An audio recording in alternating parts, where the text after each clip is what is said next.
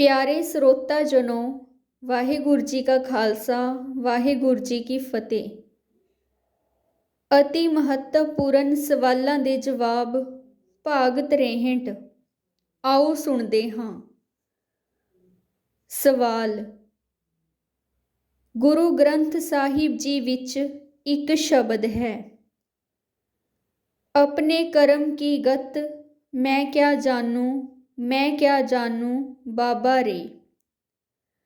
ਇਸ ਤੁਕ ਉੱਤੇ ਮੈਂ ਬਹੁਤ ਵਿਚਾਰ ਕੀਤੀ ਹੈ, ਪਰ ਮੇਰੇ ਪੱਲੇ ਕੁਝ ਨਹੀਂ ਪਿਆ। ਮੈਨੂੰ ਈਸ਼ਵਰ ਦੀ ਕਰਮ ਨੀਤੀ ਵੀ ਸਮਝ ਨਹੀਂ ਆਈ। ਬਹੁਤ ਕੀਮਤੀ ਤੁਕ ਹੈ, ਇਸ ਨੂੰ ਸਮਝਣ ਦੀ ਬਹੁਤ ਲੋੜ ਹੈ। ਮਿਹਰਬਾਨੀ ਕਰਕੇ ਆਪ ਜੀ ਸਮਝਾਓ, ਧੰਨਵਾਦੀ ਹੋਵਾਂਗਾ। ਜਵਾਬ। ਸ਼੍ਰੀਮਾਨ ਜੀ, ਤੁਹਾਡਾ ਕਰਮ ਥਿਊਰੀ ਨੂੰ ਜਾਣਨ ਦੀ ਇੱਛਾ ਰੱਖਣਾ ਚੰਗੀ ਬੁੱਧੀ ਵਾਲਾ ਮਨੁੱਖ ਹੀ ਇਹ ਜਾਣਨਾ ਚਾਹੁੰਦਾ ਹੈ। ਕੋਸ਼ਿਸ਼ ਕਰਦੇ ਹਾਂ ਤੁਹਾਡੀ ਸੈਟਿਸਫੈਕਸ਼ਨ ਕਰਵਾਉਣ ਦੀ। ਕਰਮ ਦਾ ਮਤਲਬ ਹੈ ਅਸੀਂ ਸਵੇਰ ਤੋਂ ਸੌਣ ਤੱਕ ਕੁਝ ਨਾ ਕੁਝ ਕਰਦੇ ਰਹਿੰਦੇ ਹਾਂ। ਉਸ ਨੂੰ ਕਰਮ ਕਿਹਾ ਜਾਂਦਾ ਹੈ। ਅਸੀਂ ਕਰਮ ਸਾਰਾ ਦਿਨ ਬੀਜੀ ਜਾ ਰਹੇ ਹਾਂ ਤੇ ਕੁੱਟੀ ਜਾ ਰਹੇ ਹਾਂ। ਨਵੇਂ ਬੀਜ ਪਾਉਂਦੇ ਹਾਂ ਤੇ ਪਿਛਲੇ ਬੀਜ ਜੋ ਪਾਏ ਹੋਏ ਹਨ ਉਹਨਾਂ ਦਾ ਫਲ ਭੁਗਤਦੇ ਹਾਂ। ਇੱਥੋਂ ਤੱਕ ਬਹੁਤ ਸਿੰਪਲ ਗੱਲ ਹੈ, ਸਭ ਨੂੰ ਸਮਝ ਆ ਜਾਂਦੀ ਹੈ, ਪਰ ਇਸ ਦੀ ਡੂੰਘਾਈ ਕੋਈ ਵਿਰਲਾ ਹੀ ਜਾਣਦਾ ਹੈ ਤੇ ਉਸ ਮੁਤਾਬਕ ਫਿਰ ਉਹ ਆਪਣੇ ਆਪ ਨੂੰ ਢਾਲਦਾ ਹੈ ਤੇ ਫਿਰ ਕਰਮ ਕਰਦਾ ਹੈ। ਪਰ ਸਾਨੂੰ ਨਹੀਂ ਪਤਾ ਹੁੰਦਾ ਕਿ ਮੈਂ ਜੋ ਕਰਮ ਕੀਤਾ ਹੈ ਉਸ ਦਾ ਫਲ ਮੈਨੂੰ ਕਿਹੋ ਜਿਹਾ ਤੇ ਕਦੋਂ ਮਿਲੇਗਾ। ਹਰ ਕਰਮ ਦਾ ਫਲ ਮਿਲਦਾ ਹੀ ਮਿਲਦਾ ਹੈ। ਚੰਗਾ ਕਰਮ ਬੀਜਿਆ ਹੈ ਤਾਂ ਫਲ ਸੁੱਖ ਦੇਣ ਵਾਲਾ ਹੋਵੇਗਾ। ਬੁਰਾ ਕਰਮ ਬੀਜਿਆ ਹੈ, ਭਾਵ ਕਿਸੇ ਦਾ ਹੱਕ ਖੋਇਆ ਹੈ, ਕਿਸੇ ਨੂੰ ਦੁਖੀ ਕੀਤਾ ਹੈ, ਤਾਂ ਉਹਦਾ ਫਲ ਦੁੱਖ ਦੇਣ ਵਾਲਾ ਹੋਵੇਗਾ।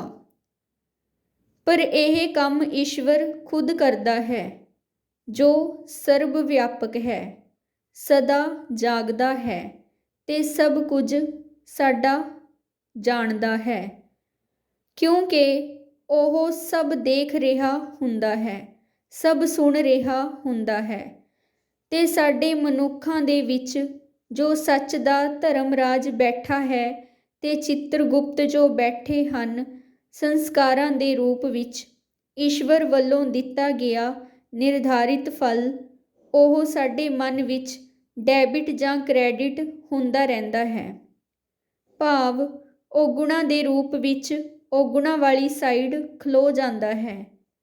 ਚੰਗੇ ਕਰਮ ਕਰਨ ਦਾ ਫਲ ਉਹ ਸਾਡੇ ਕ੍ਰੈਡਿਟ ਸਾਈਡ ਚਲਾ ਜਾਂਦਾ ਹੈ, ਭਾਵ ਗੁਣਾਂ ਵਾਲੇ ਪਾਸੇ ਜਮ੍ਹਾਂ ਹੋ ਜਾਂਦਾ ਹੈ। ਇਸ ਤਰ੍ਹਾਂ ਇਹ ਚੱਲਦਾ ਰਹਿੰਦਾ ਹੈ। ਜਦੋਂ ਗੁਣਾਂ ਵਾਲੇ ਕਰਮਾਂ ਦਾ ਫਲ ਸੁੱਖ ਹੁੰਦਾ ਹੈ ਤਾਂ ਉਹ ਸਾਨੂੰ ਸੁੱਖਾਂ ਦੇ ਰੂਪ ਵਿੱਚ, ਖੁਸ਼ੀਆਂ ਦੇ ਰੂਪ ਵਿੱਚ ਪ੍ਰਗਟ ਹੁੰਦਾ ਰਹਿੰਦਾ ਹੈ। ਔਗਣਾਂ ਵਾਲੀ ਸਾਈਡ ਤੇ ਪਏ ਬੁਰੇ ਸੰਸਕਾਰ ਸਾਨੂੰ ਬੁਰੇ ਕਰਮਾਂ ਦਾ ਫਲ ਦਿੰਦੇ ਰਹਿੰਦੇ ਹਨ। ਜੇ ਬੁਰੇ ਕਰਮਾਂ ਦਾ ਫਲ ਵਧੇਰੇ ਹੋ ਜਾਂਦਾ ਹੈ ਤਾਂ ਸਾਨੂੰ ਵੱਡੇ ਵੱਡੇ ਦੁੱਖ ਮਿਲਣੇ ਸ਼ੁਰੂ ਹੋ ਜਾਂਦੇ ਹਨ। ਇਸ ਤਰ੍ਹਾਂ ਗੁਣਾਂ ਤੇ ਔਗੁਣਾਂ ਦਾ ਫਲ ਬਣੇ ਹੋਏ ਸੰਸਕਾਰਾਂ ਦੇ ਮੁਤਾਬਕ ਮਿਲਣਾ ਹੁੰਦਾ ਹੈ ਤੇ ਮਿਲਦਾ ਰਹਿੰਦਾ ਹੈ। ਇਸ ਦਾ ਫੈਸਲਾ ਸੱਚ ਪਰਮਾਤਮਾ ਆਪ ਹੀ, ਜਿਸ ਨੂੰ ਅਸੀਂ ਧਰਮਰਾਜ, ਧਰਮ ਦਾ ਰਾਜਾ ਕਹਿ ਦਿੰਦੇ ਹਾਂ, ਕਰਦਾ ਹੈ। ਜੇ ਔਗੁਣ ਵਧੇਰੇ ਹੋ ਜਾਂਦੇ ਹਨ ਤਾਂ ਫਿਰ ਸਾਨੂੰ ਵਧੇਰੇ ਬਿਮਾਰੀਆਂ ਆ ਜਾਂਦੀਆਂ ਹਨ, ਜਾਂ ਧਨ ਚਲਾ ਜਾਂਦਾ ਹੈ, ਜਾਂ ਐਕਸੀਡੈਂਟ ਹੋ ਜਾਂਦਾ ਹੈ, ਵਗੈਰਾ। ਇਸ ਤਰ੍ਹਾਂ ਦੁੱਖ ਵਧੇਰੇ ਹੋ ਜਾਂਦੇ ਹਨ ਤੇ ਸਾਨੂੰ ਭੋਗਣੇ ਪੈਂਦੇ ਹਨ। ਦੁੱਖ ਭੋਗ ਕੇ ਹੀ ਉਸ ਦਾ ਭੁਗਤਾਨ ਹੁੰਦਾ ਹੈ। ਇਸ ਕਰਕੇ ਹੀ ਲਿਖਿਆ ਹੈ ਕਿ ਮੈਂ ਆਪਣੇ ਕਰਮ ਕੀ ਗਤ ਕਿਆ ਜਾਣੂ। ਮੈਨੂੰ ਨਹੀਂ ਪਤਾ ਕਿ ਮੇਰੇ ਕਰਮਾਂ ਦਾ ਹਿਸਾਬ ਕਿਤਾਬ ਕੀ ਮਿਲਣਾ ਹੈ ਤੇ ਮੈਨੂੰ ਕਿਹੜੇ-ਕਿਹੜੇ ਦੁੱਖ ਮਿਲਣੇ ਹਨ। ਇਹ ਕੰਮ ਤਾਂ ਈਸ਼ਵਰ ਦਾ ਹੀ ਹੈ। ਇਹ ਗੱਲ ਤਾਂ ਸਾਨੂੰ ਪੱਕਾ ਪਤਾ ਹੈ ਕਿ ਜਿਹਾ ਬੀਜੋਗੇ ਤਿਹਾ ਲੁਣੋਗੇ। ਫਿਰ ਵੀ ਅਸੀਂ ਲਾਲਚ ਵਸ, ਹੰਕਾਰ ਵਸ ਬੁਰੇ ਕਰਮ ਜ਼ਿਆਦਾ ਕਰ ਲੈਂਦੇ ਹਾਂ ਤੇ ਦੁੱਖ ਜ਼ਿਆਦਾ ਪਾਉਂਦੇ ਹਾਂ। ਇਹਨਾਂ ਦੁੱਖਾਂ ਤੋਂ ਬਚਣ ਲਈ ਹੀ ਤਾਂ ਸਾਰੀ ਗੁਰਬਾਣੀ ਸਾਨੂੰ ਸਮਝਾਉਣ ਤੇ ਲੱਗੀ ਹੋਈ ਹੈ ਕਿ ਹੇ ਮਨੁੱਖ, ਸੁਕਰਮ ਕਰ, ਕੁਕਰਮ ਨਾ ਕਰ। ਪਰ ਅਸੀਂ ਫਿਰ ਵੀ ਨਹੀਂ ਸਮਝਦੇ ਬਹੁਤਾਤ ਵਿੱਚ। ਥੋੜ੍ਹੇ ਲੋਕ ਹੀ ਇਸ ਗੱਲ ਨੂੰ ਸਮਝਦੇ ਹਨ। ਪਰ ਇੱਕ ਗੱਲ ਨਿਸ਼ਚਿਤ ਹੈ ਕਿ ਅਸੀਂ ਆਪਣੇ ਕਰਮਾਂ ਦਾ ਭੁਗਤਾਨ ਦੇ ਕੇ ਮਰਨਾ ਹੈ। ਮਰਨ ਤੋਂ ਪਹਿਲਾਂ ਜੇ ਸਾਡੇ ਵੱਲ ਔਗੁਣ ਵਧੇਰੇ ਹਨ ਤਾਂ ਸਾਨੂੰ ਬਿਮਾਰੀਆਂ ਦੇ ਰੂਪ ਵਿੱਚ ਜਾਂ ਕਿਸੇ ਹੋਰ ਤਰੀਕੇ ਨਾਲ ਆਪਣਾ ਭੁਗਤਾਨ ਕਰਨਾ ਪੈਂਦਾ ਹੈ।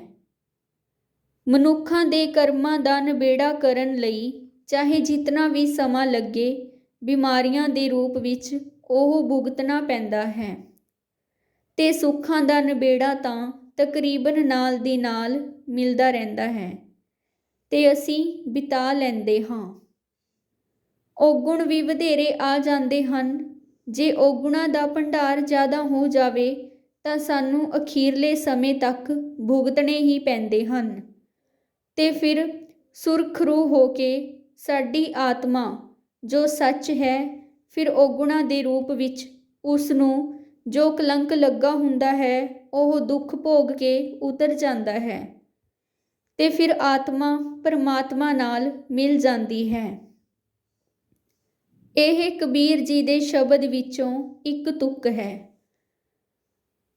ਹੁਣ ਅਸੀਂ ਪੂਰੇ ਸ਼ਬਦ ਨੂੰ ਸਮਝਦੇ ਹਾਂ। ਨਰੂ ਮਰੈ ਨਰ, ਕਾਮ ਨਾ ਆਵੈ, ਪਸ਼ੂ ਮਰੈ ਦਸ, ਕਾਜ ਸਵਾਰੈ। ਆਪਣੇ ਕਰਮ ਕੀ ਗਤ ਮੈਂ ਕਿਆ ਜਾਣੂ, ਮੈਂ ਕਿਆ ਜਾਣੂ ਬਾਬਾ ਰੇ। रहाओ। हाड जले जैसे लकड़ी का तूला, केस जले जैसे घास का पूला। कह कबीर तब ही नर जागै, जम का दंड मूंड मह लागै।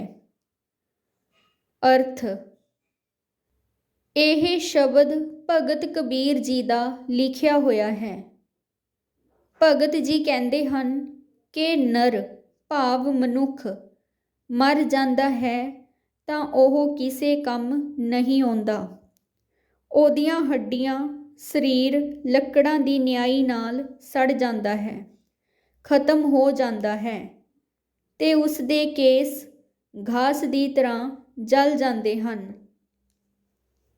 ਇਤਨੀ ਕੁ ਹੀ ਮਨੁੱਖ ਦੀ ਔਕਾਤ ਹੈ ਤੇ ਉਹ ਕਿਸੇ ਕੰਮ ਨਹੀਂ ਆਉਂਦਾ। ਪਰ ਮਨੁੱਖ ਦੇ ਹੁਣ ਕੁਝ ਅੰਗ ਮਰਨ ਉਪਰੰਤ ਕੰਮ ਆ ਜਾਂਦੇ ਹਨ।